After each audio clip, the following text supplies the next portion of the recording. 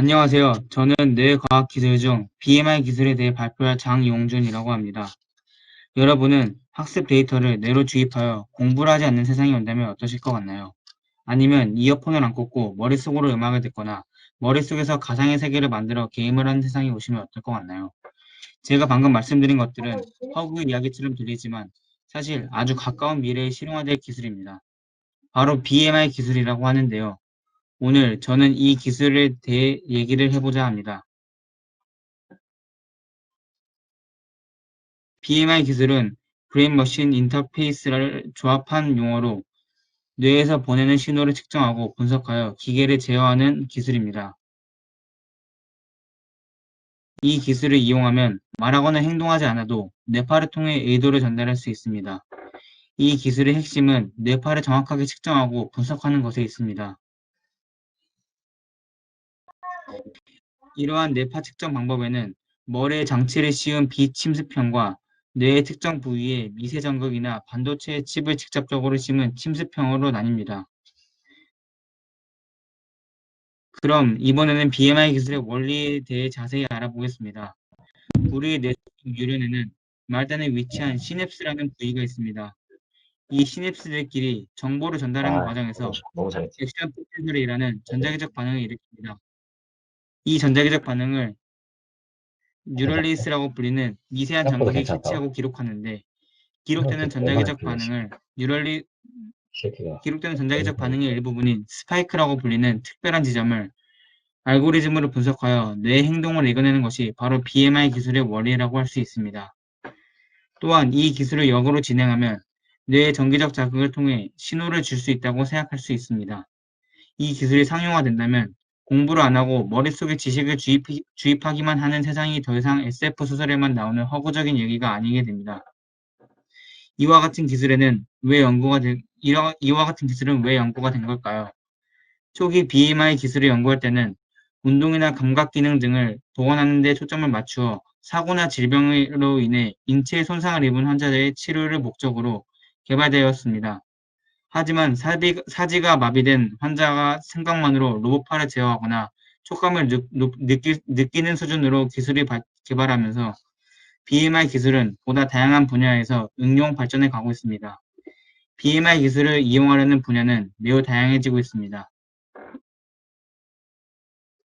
헬스케어 분야에서는 뉴로페이스사에서 BMI 기술을 이용한 헬멧을 개발하여 뇌전증 환자의 뇌 활동을 모니터링하여 발작을 방지하는 시도를 하였습니다.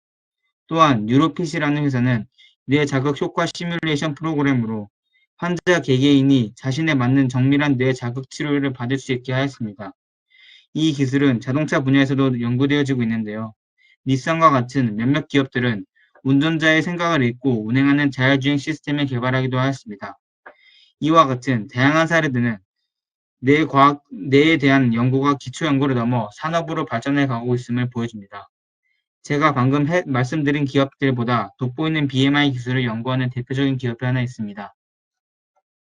바로 현재 가장 핫한 자동차 회사인 테슬라와 인류의 화성 진출을 목표로 하는 최초의 민간 우주 기업인 스페이스X의 CEO인 일론 머스크가 세운 뉴럴링크라는 회사입니다. 그럼 일론 머스크는 왜 BMI 기술을 연구하는 회사를 설립했을까요? 일론 머스크는 AI의 발전을 주려하는 사람입니다.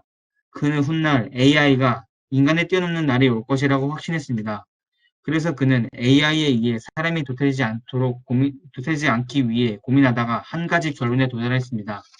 바로 인간과 AI가 서로 공생하면 된다는 결론이었습니다. 그리고 인간이 AI에게 뒤처지지 않으려면 인간이 기기와 결합해야 한다고 생각했습니다.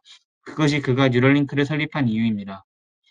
그래서 이 뉴럴링크라는 기업은 BMI 기술을 어디까지 이끌어냈을까요? 뉴럴링크라는 이름의 BMI 기술을 이용한 침습형 칩을 제작해냈습니다. 즉, 머리에 직접 심을 반도체 칩을 연구하고 있는 거라고 할 수 있습니다.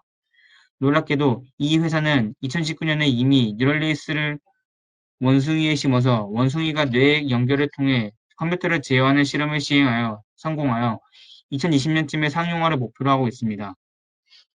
일론 머스크는 2020년 말까지 척추 손상에 의해 마비된 환자에게 뉴럴레이스를 삽입하는 것을 목표로 하고 있다. 나가 있습니다. 이를 통해 인간과 기계의 결합이 머지않았음을 느낄 수 있습니다. BMI 기술을 연구하여 이루고자 하는 목표는 무엇일까요? 첫 번째는 바로 환자 치료입니다. BMI 기술을 이용하여 파킨슨병, 수전증 환자 등 다양한 뇌질환을 앓고 있는 사람들에게 먼저 적용하고 전신마비 환자나 다른 신경질환을 위한 환자들에게도 적용되는 것을 우선적으로 목표로 하고 있습니다. 그리고 궁극적인 목표가 바로 아까 말한 바와 같은 인간이 AI에게 뒤처지지 않게 하는 것입니다. 저 하나 이전으로 슬라이드. BMI 기술이 이전으로 그 이전 BMI 기술이 이상적으로 발전된다면 멀지 않은 미래에는 큰 변화가 생길 것입니다. 아까 말씀드렸듯이 다양한 뇌질환을 갖고 있는 사람들에게 용이할 수도 있습니다. 또한 손이나 발이 없는 사람들에게는 인공손이나 인공발을 자연스럽게 조종하는 데 쓰일 수도 있을 것입니다. 가장 핵심적인 부분은 컴퓨터와 뇌가 직접 연결되는 것입니다.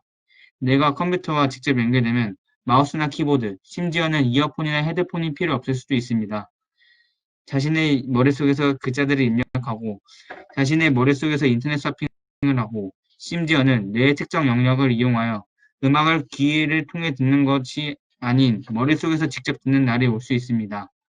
그리고 BMI 기술이 계속해서 발전한다면 아까 말씀드린 것과 같이 나중에는 SF 소설에 나오듯이 학습도 데이터를 다운하여 뇌에 신호를 보내는 식으로 대체가 가능할 것입니다.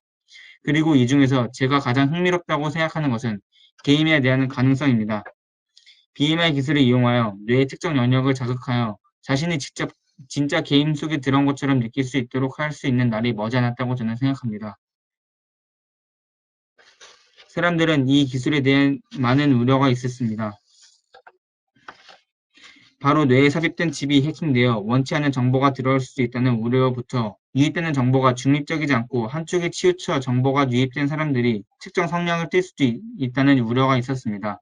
하지만 저는 이러한 우려의 목소리는 새로운 기술이 발명될 때 언제나 나온다고 생각합니다.